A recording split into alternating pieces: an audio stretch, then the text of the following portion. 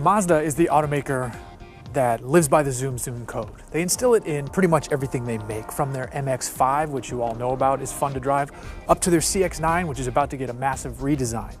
Case in point here is this Mazda3 hatchback. It looks like a pedestrian runabout town grocery getter, and for the most part it is, but it's also more than that.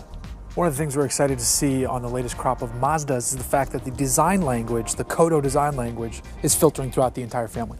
Gone are the super happy Mazdas. Instead, we've got these more angry, aggressive looking Mazdas, and the face works wonderfully. It looks great on this Mazda 3 hatch. Now you couple that angry front end with the flowing long roof that is a 5-door hatchback, and you've got this thing. It's a very sharp car, great looking wheels, great looking lower fascia. The whole package just works. Mazda's doing styling so right now. Under the hood of this Mazda 3, we've got a 2.5-liter 4-cylinder engine. It's good for 184 horsepower and 185 pound-feet of torque. And in this case, it's paired with a 6-speed automatic gearbox. And that doesn't sound like a ton of pep, but this isn't a very heavy car. It goes, it's enough to motivate it, and we'll prove that by jumping inside and taking this first spin. So if the person sitting in that seat is tall and you have to sit in this seat, you're a little out of luck. This is a compact hatchback, so there's not a ton of room back here. I could sit here for a small trip. I'm a little bit bow-legged out to the side around the seat, or this person could be a kind sir or madam and move up a little bit, and then I'd be okay. The seats themselves are made out of nice, comfortable faux leather material, and then by sacrificing a little bit of room back here, you got more room back there. Just as they've done good stuff on the outside, Mazda is treating their interiors in the same manner. This is pretty smartly designed. The seats have a sporty air about them with this good styling. They're comfortable, they're well bolstered, they're nicely cushioned. The steering wheel has this faux plasticky carbon fiber, but it looks all right here. It works in a car like this. Mazda has moved to this rotary knob control system here on the screen they've got up here, and I like this rotary control knob. The screen looks a little tacked on. It's not the worst example of a tacked on screen I've seen, but you know, it still does look that way. But again, this is not a super expensive car, so you shouldn't expect super expensive things inside.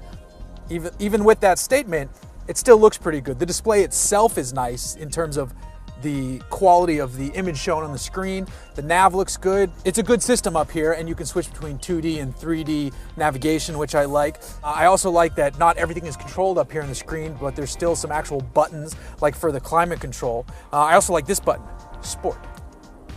Behind the wheel is where you want to be in any Mazda vehicle. Well, behind the wheel of any vehicle is where I want to be. I prefer to drive. And if you buy a Mazda, you probably like driving too. There's something about Mazdas that bring out the character of people who enjoy driving. And Mazda knows that. They build an enjoyment of driving, and they build their cars so that you will enjoy driving. The chassis are great. The steering is nice and communicative. And it doesn't matter if it's in their sports car or in their 5-door hatchback. That's what you're gonna get. Now, this isn't a manual, but it does have paddle shifters, so you can choose which of the 6 forward gears you wanna be in. Grab it down a gear and make use of those 184 horsepowers and those 185 torques. The noise isn't anything to get excited about. It's, you know, your standard little 4-cylinder engine that is geared more towards economy and not so much towards fun. But when you pair an engine like that with a chassis like this, you can make it fun. So I mentioned that sport button earlier, and it does exist for a good reason. Press it, it just shifted down a gear, just kicked down another gear when I laid on the throttle, and it'll hold gears longer through the rev range. It makes the driving experience a little more sporty. Fancy that for a button labeled Sport. It's interesting to see expensive tech filter down to less expensive cars. This car has the nav screen with the rotary knob. It's got heated seats. It has a heads-up display. All of that added together make this Grand Touring trim vehicle right at $30,000. That's a lot of money. You're getting a number of things for that price point that are nice. However, there are ways to keep this as the $25,000 vehicle I think it should be. I don't need heads-up display. I mean, heated seats are nice. All right, I would take the heated seats. I do like the nav and the upgraded Bose audio system, but there are other things like this heads-up display that I would do without and try to get the price down. The problem is that everything comes as a package these days. I can't just go into the dealer and say, I would like everything but the heads-up display. The heads-up display works fine, but I would like to find ways to keep this under $30,000. That's the sweet spot for this car. They're not going to sell mostly Grand Touring versions. They're going to sell the middle grade car, and they should. And anybody who buys it should be happy because they've got a great car.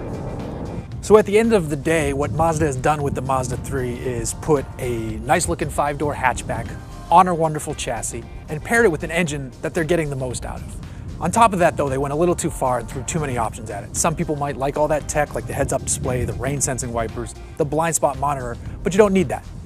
Don't get all that stuff, find a way to keep it cheaper, and what you wind up with is a car that's great and great to drive.